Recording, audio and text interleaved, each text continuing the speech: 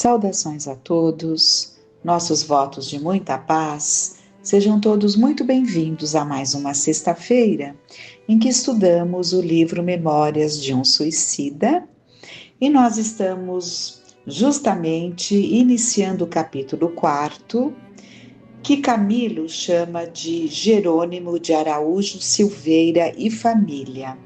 Será um capítulo muito interessante em que ele vai trazer detalhes sobre um dos pertencentes ao grupo com o qual ele conviveu mais próximo, né, inclusive ali na enfermaria, não só lá no Vale, né, mas também quando foram recebidos na enfermaria do Hospital Maria de Nazaré, na colônia Maria de Nazaré. Eles estavam sempre juntos e o Jerônimo era um deles.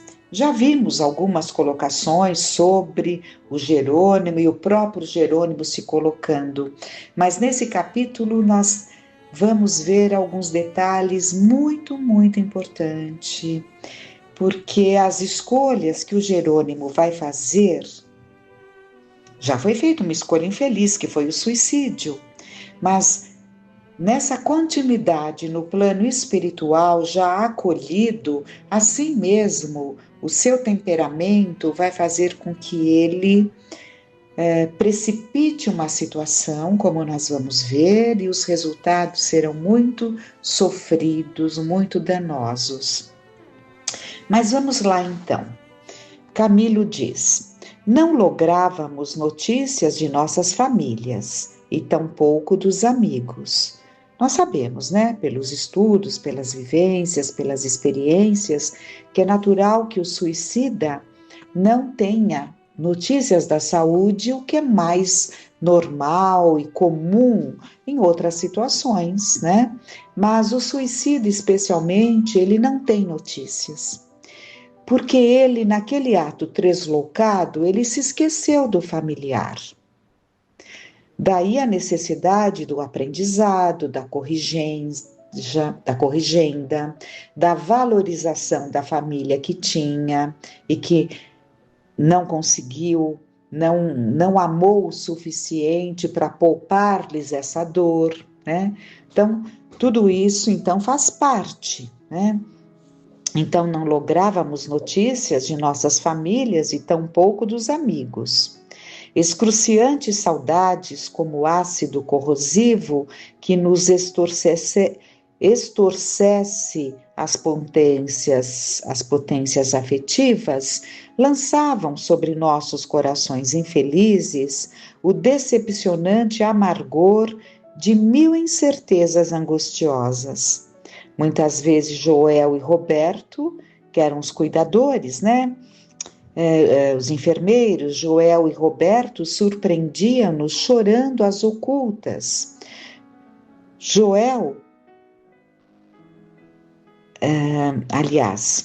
Muitas vezes Joel e Roberto surpreendiam-nos chorando às ocultas, suspirando por nomes queridos que jamais ouvíamos pronunciar.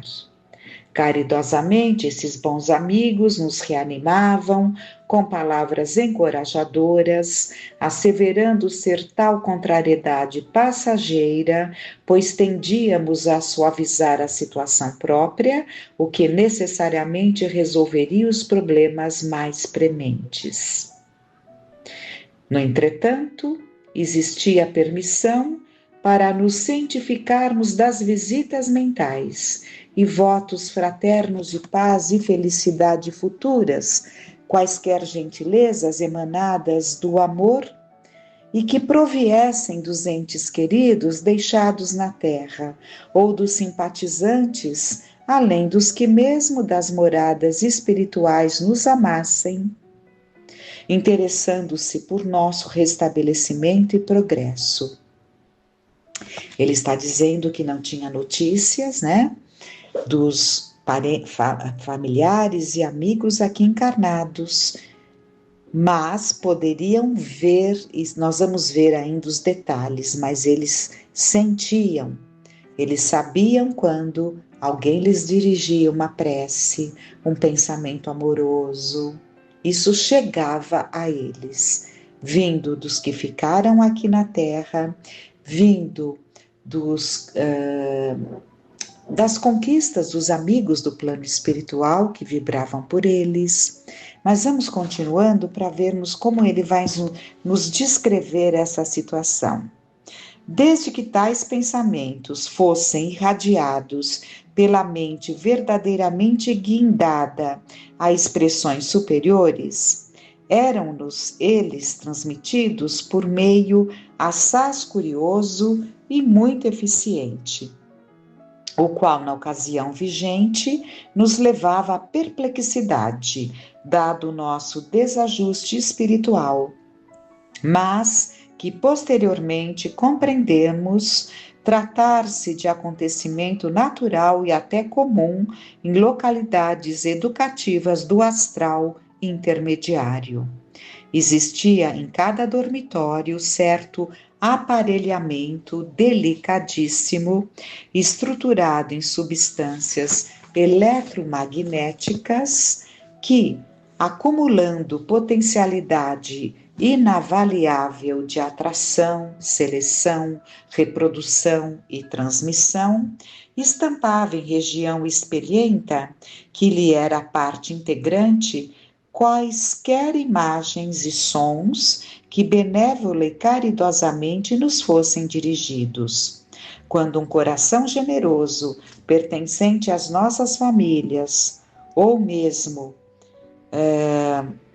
para nós desconhecido, arremessasse vibrações fraternas pelas imensidões do espaço, ao Pai Altíssimo, invocando mercês para as nossas almas enoitadas pelos dissabores, éramos imediatamente informados pela luminosidade repentina que, traduzindo o balbucio da oração, reproduzia também a imagem da personalidade operante, o que às vezes, sobremodo, nos surpreendia, visto acontecer que pessoas a quem nem sempre distinguíramos com afeição e desvelo, se apresentavam frequentemente ao espelho magnético, enquanto outras que de nossos corações obtiveram as máximas solicitudes, raramente mitigavam as asperezas da nossa íntima situação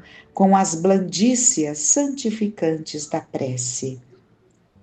Poderíamos assim saber de quanto pensassem a nosso respeito, das súplicas dirigidas às divinas potestades, de todo o bem que nos pudessem desejar, ou a nosso favor praticar. Então, naquela tela, né, com muitos recursos, como ele descreve, surgiam as imagens daqueles que se direcionavam em prece a eles, numa vibração amorosa, numa prece. Tudo isso chegava a eles através desta tela em que eles distinguiam pessoas com quem eles tiveram conhecimento ou não, e muitas delas que nem teriam percebido ali a razão para aquela prece. Então a prece vinha muitas vezes de quem eles não esperavam e não vinha de quem eles esperavam. É bom que coloquemos que muitas crenças, né, não levam à necessidade da prece, não levam à necessidade de emitirmos vibrações amorosas àqueles que partiram, né? Muitos dizem que morreu, está sepultado, né? Outros tantos têm medo de fazer preces por suicidas. Então, uma série de tabus, de informações equivocadas podem levar alguém a esquecer os seus afetos. Infelizmente para nós, porém, tal acontecimento, que tanto amenizaria as agruras da solidão em que vivíamos que seria como refrigerante sereno sobre as escaldantes saudades que nos combaliam a mente e o coração, era raríssimo na quase totalidade do hospital, referência às afeições deixadas na terra, pois que o genial aparelho só era suscetível de registrar as invocações sinceras, aquelas que, pela natureza sublimada das vibrações emitidas no momento da prece, se pudessem harmonizar as ondas magnéticas transmissoras capazes de romper as dificuldades naturais e chegarem às mansões excelsas, onde é a prece acolhida entre fulgores e bênçãos. Porém, a verificar-se tão generoso fato, não facultaria a possibilidade de noticiário circunstanciado em torno da individualidade que o praticasse, tal como desejaria a nossa ansiedade. Daí as angústias excessivamente amargosas, a desoladora saudade por nos sentirmos esquecidos, privados de quaisquer informes. Porque a família, de modo geral, fica muito machucada. Então, mesmo que dirijam uma prece, é uma prece machucada, é uma prece doída, daquele que ficou e não entende por que tem que passar por aquela dor.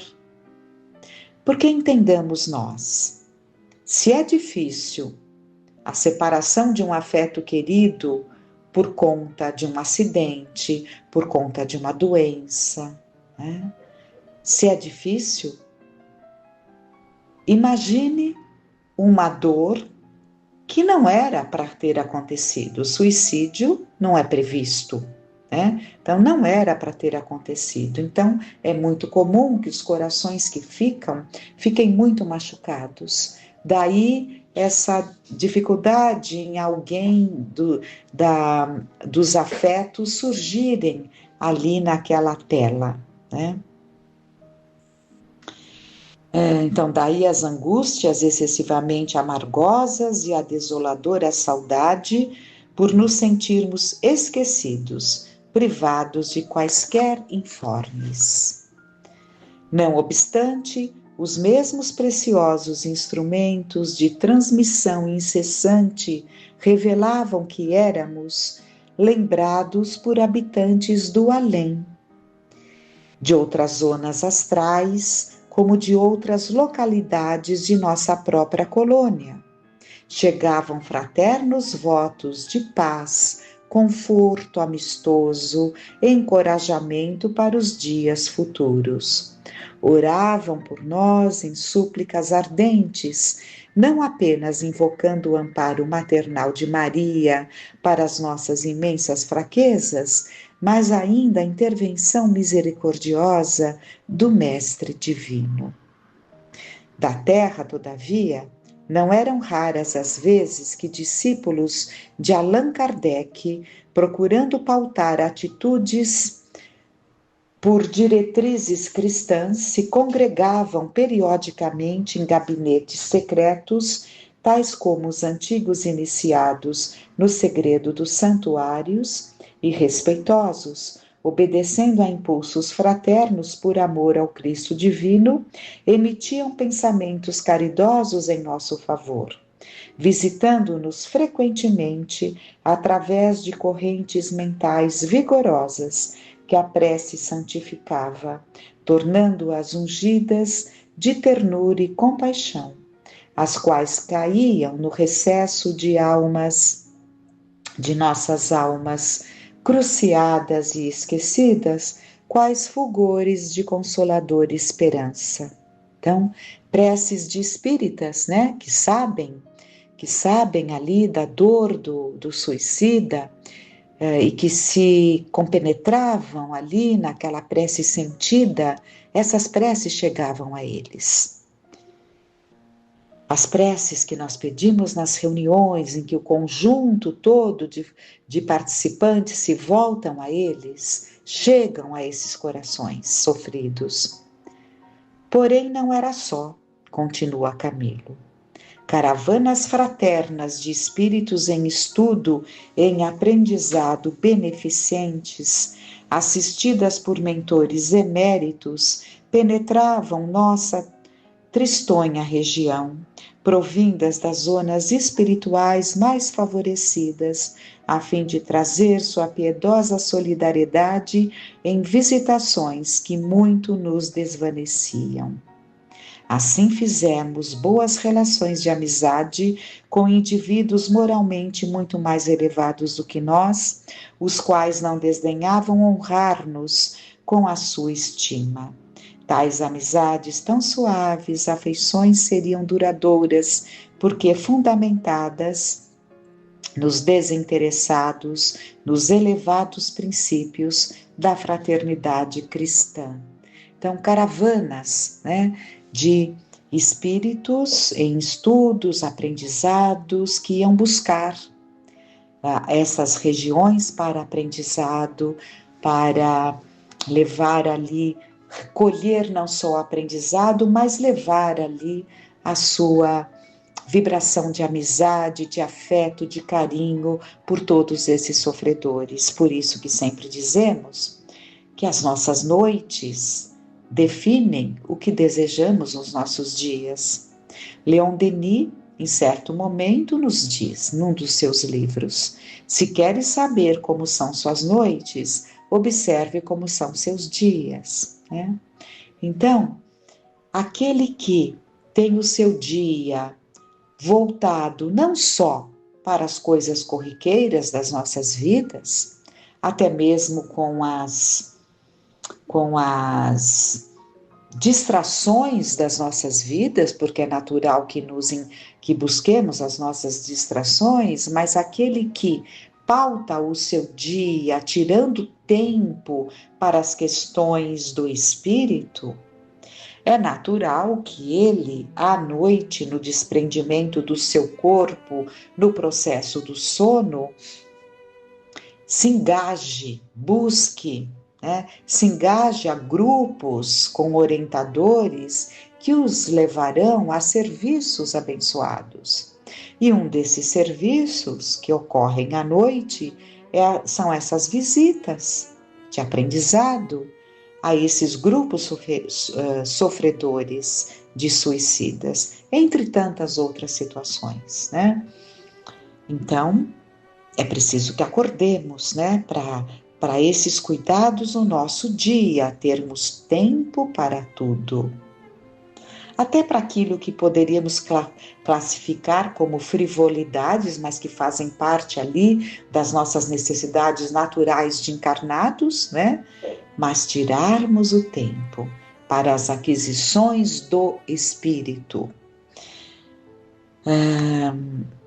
Só muito mais tarde, continua o Camilo nos relatando, nos foi outorgada a satisfação de receber as visitas dos entes caros que nos haviam precedido no túmulo. Mesmo assim, porém, deveríamos contentar-nos com aproximações rápidas, pois o suicida está para a vida espiritual como sentenciado para a sociedade terrena, não tem regalias normais, vive em plano expiatório penoso, onde não é lícita a presença de outrem que não os seus educadores, enquanto que ele próprio, dado o seu precário estado vibratório, não logrará afastar-se do pequeno círculo em que se agita, além que os efeitos da calamitosa infração sejam totalmente expungidos, mesmo porque faria mal, Um convívio mais demorado faria mal ao encarnado que tem a possibilidade de visitá-los durante o sono, ou a aproximação deles vindo até os encarnados, também no estado em que estavam ainda, seria prejudicial. E ele coloca uma passagem, E serás atado de pés e mãos, lançado nas trevas exteriores, onde haverá choro e ranger de dentes. Dali não sairás enquanto não pagares até o último ceitil, avisou prudentemente o celeste instrutor desde muitos séculos.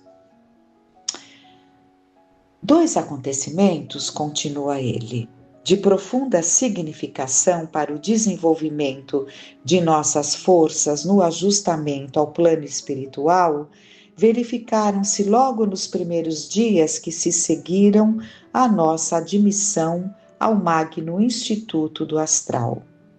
Dedicaremos o presente capítulo aos mais... Então, dois acontecimentos, né? Logo nos primeiros dias que se seguiram à nossa admissão ao Magno Instituto do Astral. Dedicaremos o presente capítulo ao mais sensacional, reservando para o seguinte a exposição do segundo, não menos importante, por decisivo na lição que então nos ofertou. Certa manhã, então vamos à primeira situação, logo quando foram recolhidos no Hospital Maria de Nazaré.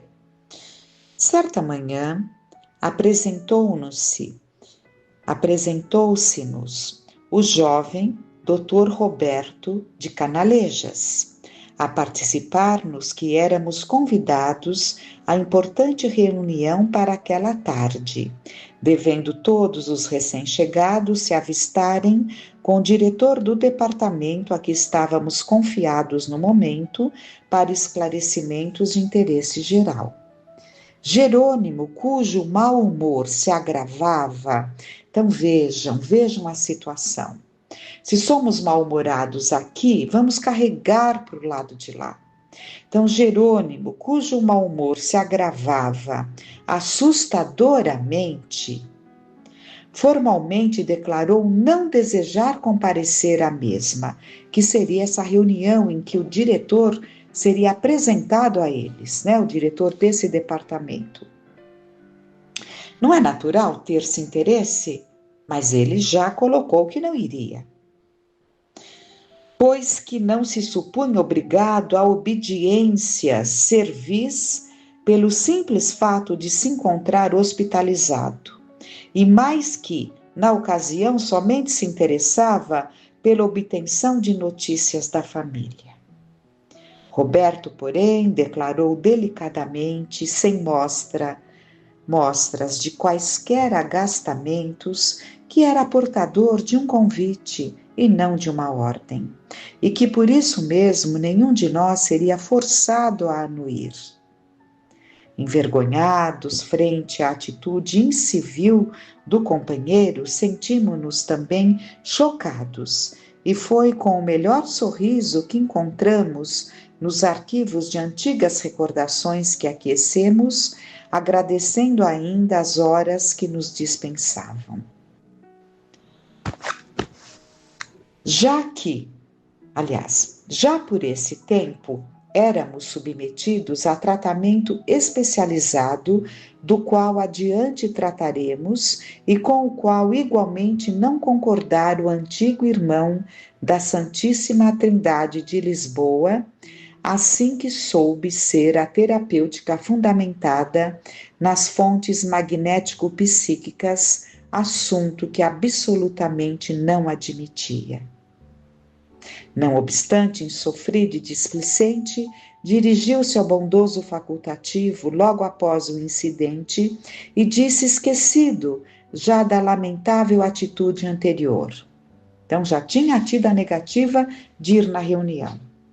Agora ele nega um tratamento magnético-terapêutico, magnético-psíquico.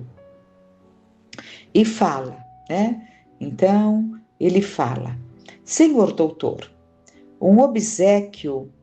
Então, o Roberto de Canalejas é um médico. Senhor doutor, um obséquio inestimável venho pensando em obter de Vossa Excelência, confiado nos sentimentos generosos que, de certo, exornam tão nobre caráter. Roberto de Canalejas, que com efeito, antes de ser um espírito convertido ao bem, dedicado ao operário da fraternidade, teria sido, na sociedade terrena, perfeito cavalheiro, Esboçou sorriso indefinível e respondeu: estou ao seu inteiro dispor, meu amigo. Em que deverei atendê-lo? É que tenho necessidade imperiosa de encaminhar certa petição à benemérita diretoria desta casa. Aflijo-me pela falta de informes de minha família, que não vejo há muito. Nem eu sei há quanto tempo. Em vão tenho esperado notícias e já não me restam forças para sofrer no peito as ânsias que me dilaceram. Desejo obtenção de licença da muito digna diretoria deste hospital para ir até minha casa, certificar-me dos motivos que ocasionam tão ingrato silêncio. Não sou visitado pelos meus, não recebo cartas. Não será possível a Vossa Excelência encaminhar um requerimento ao senhor diretor? Não proibirão, de certo, os regulamentos internos a atitude que desejo tomar? Como vemos pelo exposto, o pobre ex-comerciante do Porto parecia não fazer ideia muito justa da situação em que se encontrava. E mais do que os companheiros de domicílio, perdia-se na desordem mental entre os estados terreno e espiritual. Absolutamente, meu caro, não há proibição. O diretor desse estabelecimento terá satisfação em ouvi-lo, afirmou o paciente médico. Farei então hoje mesmo o requerimento? Ele pergunta, né? Encaminharei verbalmente a solicitação. E Joel, que era o Roberto de Canalesas e Joel, né? E Joel participá-lo-á do que ficar resolvido. Cerca de 2/4 de hora depois, Joel voltava à enfermaria a fim de comunicar ao aflito doente que o diretor convidava-o a apresentar-se pessoalmente ao seu gabinete. Vinha, porém, pensativo e descobrimos um acento de pesar em seu semblante, geralmente límpido e sorridente. Nosso companheiro, que como é sabido era, dentre os 10, o mais rebelde e indisciplinado, exigiu que Joel devolvesse o terno de roupa tomado à entrada, pois repugnava-lhe apresentar-se ao gabinete do maioral envolvido num feio sudário de enfermaria, tal como nos encontrávamos todos. Muito sério, Joel não tentou contrariá-lo. Devolveu-lhe antes a referida indumentária. Saíram. Não teriam transposto ainda a galeria imensa para onde se projetavam as portas dos dormitórios, e eis que o jovem doutor de Canalejas e um dos nossos assistentes hindus entraram em nosso compartimento, enquanto sorridente foi dizendo o último com acento amistoso. Aqui nos encontramos, meus caros amigos, a fim de convidar-vos a acompanhar vosso amigo Jerônimo de Araújo Silveira na peregrinação que deseja tentar. Estamos cientes de que nenhum de vós se sente satisfeito com os regulamentos desta casa, que de algum modo intercepta noticiário circunstanciado proveniente dos planos terrenos. No entanto, será bom sejais informados de que, se tal rigor se verifica, a vosso benefício o estabelecemos, muito embora não exista formal proibição para que uma rápida visita à terra, como ides ver dentro em pouco. Atentai neste aparelho de visão à distância que já conheceis, e acompanhai os passos de nosso Jerônimo desde o presente momento. Caso venha a obter a licença que impetra, como espero que aconteça, dada a insistência em que se atém, fareis com ele a peregrinação que tanto deseja em torno da família sem, no entanto, precisar de sair deste local. E amanhã, se ainda desejardes descer aos vossos antigos lares em visitação prematura, sereis atendidos imediatamente, a fim de que as revoltas que vos vêm ferindo a mente não continuem retardando a aquisição de pendores novos que vos possam beneficiar futuramente. Todos os demais enfermos em idênticas condições recebem igual sugestão neste momento. Aproximou-se do aparelho e, com graciosa desenvoltura, ampliou-o até que pudesse retratar a imagem de um homem em tamanho natural. Então, por aqui ficaremos, mas tenhamos certeza de que eles estão sendo convidados a participar, não perispiritualmente presente, mas à distância, mas participarão de todos os detalhes.